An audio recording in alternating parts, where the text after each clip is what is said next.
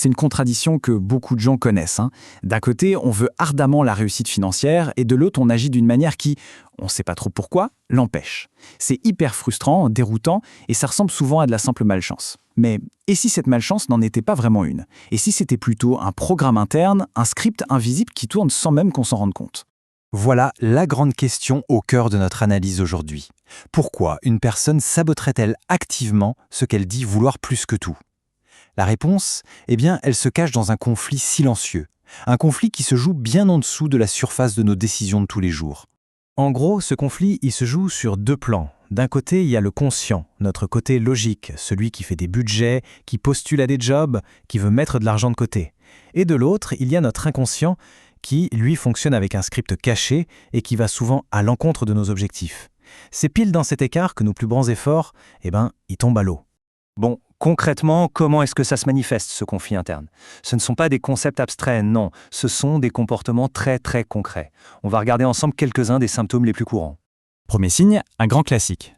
L'argent rentre et, quasi immédiatement, il trouve un moyen de ressortir. Et là, on ne parle pas juste de mauvaise gestion, c'est plus profond. C'est comme s'il y avait une sorte de résistance sous-jacente à l'idée même d'accumuler, de garder de l'argent pour soi. Un autre schéma, et celui-là est souvent assez douloureux et familier, on commence à prendre un peu d'avance, le compte en banque se remplit un petit peu, et bam, une panne de voiture, une facture qui sort de nulle part, une décision impulsive, et hop, on se retrouve au point de départ. On a l'impression que le sort s'acharne, mais le plus souvent, ce n'est pas le destin. Au-delà des faits, il y a aussi le ressenti, l'émotion. Ce malaise qu'on peut sentir quand on parle d'argent. Ce sentiment que, finalement, c'est un domaine qui ne nous concerne pas, que c'est une conversation pour d'autres personnes. Ce sentiment, il faut y prêter attention parce que c'est une piste essentielle pour comprendre la racine du problème. Si ces schémas semblent familiers, il y a une chose importante à retenir. Il ne s'agit pas d'un défaut de caractère. Toutes les critiques qu'on peut s'adresser, comme la paresse, le manque de discipline, la malchance, tout ça, ça passe à côté du vrai problème. La cause est plus profonde et bien plus subtile. Le voilà, le vrai coupable. Une conviction fondamentale, tellement enfouie qu'on ne la remarque même plus. Imaginez ça comme un thermostat. Il est réglé sur une certaine température financière et il va tout faire pour que la situation revienne toujours à ce niveau, le niveau auquel on est censé appartenir. Ok, mais d'où ça vient une croyance pareille? Personne ne naît avec ça. C'est quelque chose qu'on acquiert, qu'on apprend, qu'on absorbe, surtout pendant l'enfance, cette période où le cerveau enregistre tout comme une vérité absolue, sans le moindre filtre. Prenez cette phrase par exemple. Pour un adulte, c'est une nuance, on peut en débattre. Mais pour un enfant qui entend ça en boucle, ça peut devenir une règle absolue. Si l'argent ne fait pas le bonheur, alors peut-être qu'en avoir trop, c'est une mauvaise chose, quelque chose à éviter. Et bien sûr, cette phrase n'arrive jamais toute seule. Elle fait partie de tout un tas de règles sur l'argent qu'on absorbe de notre environnement. Tous ces messages, mis bout à bout, finissent par construire une véritable identité autour de la difficulté financière, comme si ce n'était pas une situation passagère, mais une partie de qui on est. Le mécanisme, il est à la fois simple et incroyablement puissant. Ce qui a été entendu et absorbé comme une vérité pendant l'enfance devient une sorte de plan directeur pour le comportement à l'âge adulte. Il faut comprendre que l'inconscient ne cherche pas à faire du mal. Non, son seul but, c'est d'être cohérent avec ce qu'il croit être vrai. Et si cette vérité, c'est « nous ne sommes pas des gens riches », alors il fera tout pour que ça reste le cas. Bon, cette idée, elle ne sort pas de nulle part. Elle a été explorée par quelques-uns des plus grands noms de la psychologie et de la sociologie. Leur travail nous donne en fait des grilles de lecture pour comprendre précisément ce qui se joue en coulisses. Commençons par le psychiatre Alfred Adler.